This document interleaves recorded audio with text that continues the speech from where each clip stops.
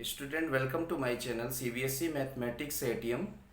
Today we will discuss exercise 12.2 area related to circle, and let's see question number 1. Find area of a sector of a circle with radius 6 centimeter if angle of the sector is 60 degree. देखिए इसमें given क्या है, हमें radius of circle given है 6 centimeter and theta, that is the angle made by sector of the corresponding is 60 degree. Now you have to find area of sector, and that is pi r square theta by 360. Simply you apply the formula. In this exercise there's only three formulas, so we use here the first one. Pi will be remain pi. क्यों रख रहे हैं हम पाई की value 22/7 नहीं रख replace करेंगे. यहाँ न्यूमरेटर में ऐसी कोई भी वैल्यू हमें नहीं दिख रही जो 7 से डिवाइडेड हो. until you don't get any value such like that, you don't replace the value of pi. okay, तो r की वैल्यू हमारी गिवन है 6, तो इसमें 6 स्क्वायर है, हम इसको 2 टाइम्स मल्टीप्लाई. जनरली हम ये चीज़ करेंगे कि हम जो भी स्क्वायर वैल्यू होगी उसको 2 टाइम मल्टीप्लाई करके ही लिखा करेंगे. इससे होता क्या है, थोड़ा सा सिंपल वे में सॉल्व हो जाता है. 0 0 cancel, 6 6 36 cancel, and hence you will get your answer 6 pi centimetre square. If you want to write the value of pi as 3.14 or 22/7, you can replace and you will get your answer according to that. But simply we can say that answer is 6 pi centimeter square. Let's read question number 2. Find area of a quadrant of a circle whose circumference is 22. Okay, तो हमें इसमें निकालना है फिर से area of quadrant. Let's see, quadrant is look like that which make right angle to the centre. इस तरह से हम कह सकते हैं quadrant is also a sector, and if you want to write the angle theta will equal to 90 here, and radius is not given. But there is one thing, whose circumference is 22. किसकी circumference हमें निकालना है? Circle की area का, quadrant की area. But उसकी circumference का यहाँ पर सेंस है सर्किल की सर्कमफेरेंस से. तो सर्किल की सर्कमफेरेंस का आपका फार्मूला पता होता है 2 पाई आर है, यानी हमें सी गिवन है 22. तो we can replace the value of C, that is circumference, 2 pi R, that is 22. and now you can replace here 22/7. why? देखिए यहाँ पर क्यों हम ऐसा कर रहे हैं, यहाँ 7 से कटने वाली कोई वैल्यू नहीं है, बट ये 22 है हमें, क्योंकि इसको ट्रांसफ़र करके उधर ले जाना है. तो ये 22 से ये 22 वन जा कैंसिल हो जाएगा, और इस तरह से आप r की वैल्यू 7/2 निकाल सकते हैं. जब आपकी रेडियस आ गई तो आपको निकालना क्या है? Area of quadrant. तो एरिया ऑफ क्वाड्रेंट का फार्मूला आप लगा सकते हैं 1/4 पाई आर स्क्वायर. क्यों 1/4 पाई आर स्क्वायर?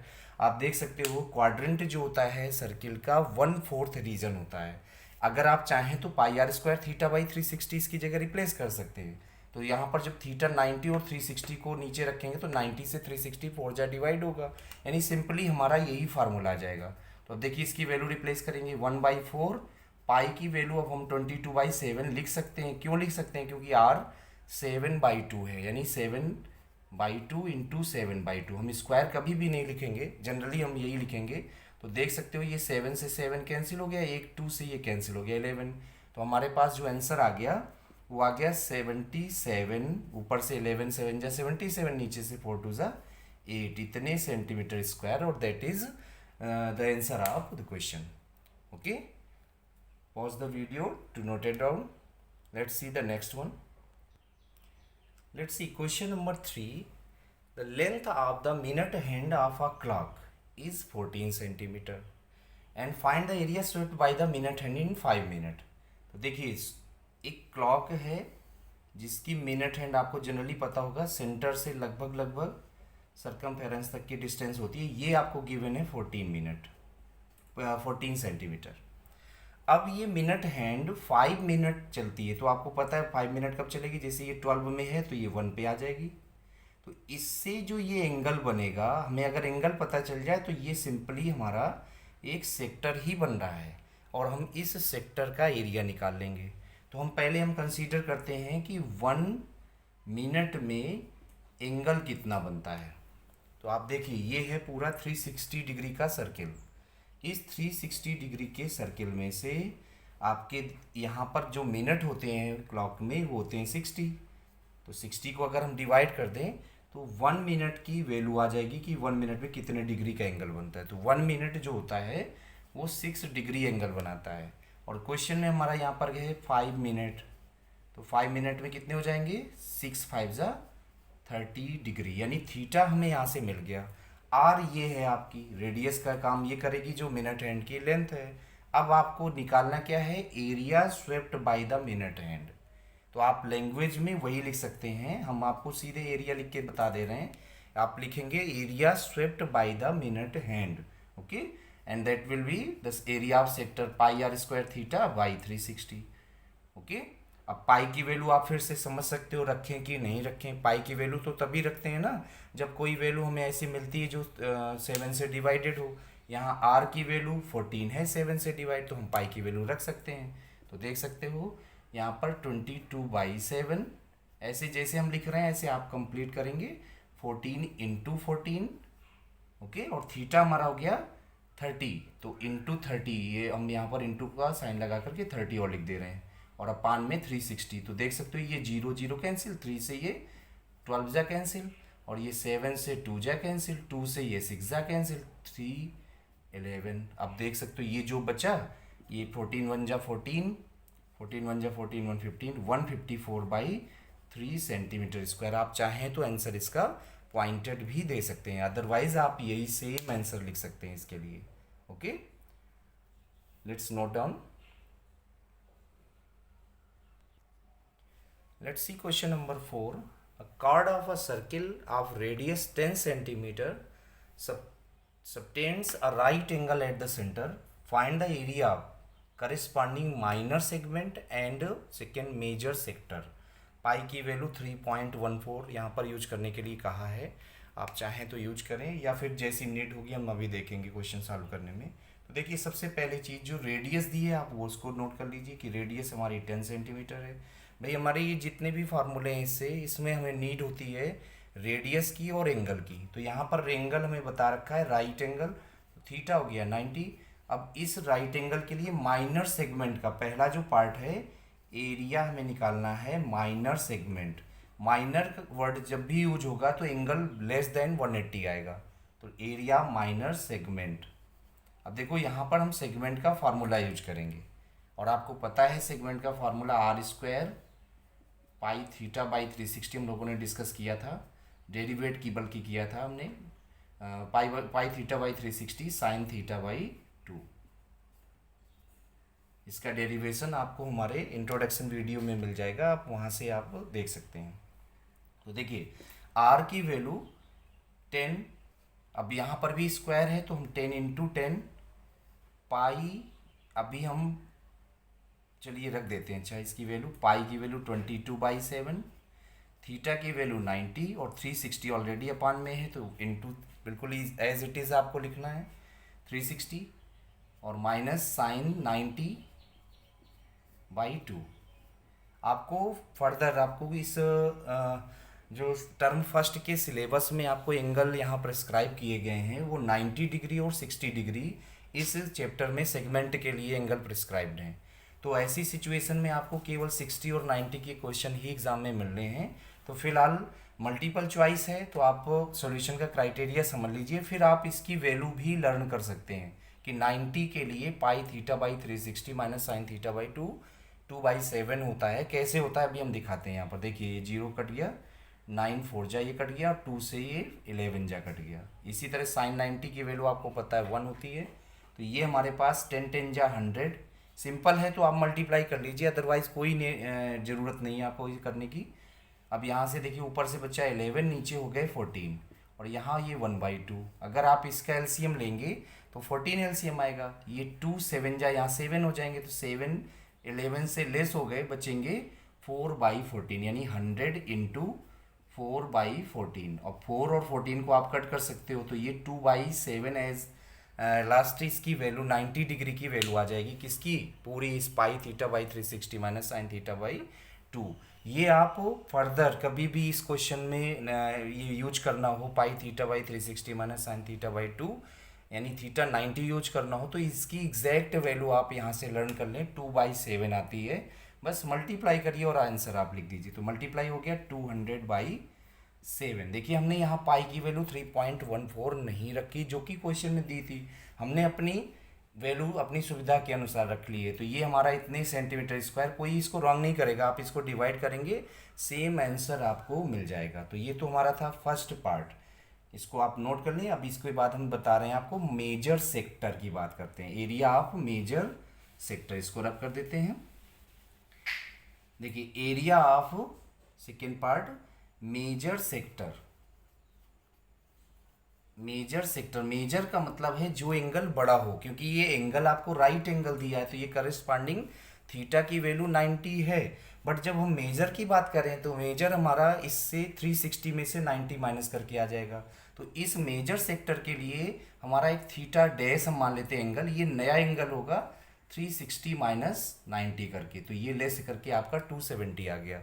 और फार्मूला आपको सेक्टर का मालूम है, पाई आर स्क्वायर थीटा बाई 360 हम रखते हैं। तो इस वैल्यू में पाई की वैल्यू, आर हमारा 10 है तो पाई अभी रहने दीजिए, आर की वैल्यू 10 इंटू 10, थीटा की वैल्यू 270 बाई 360।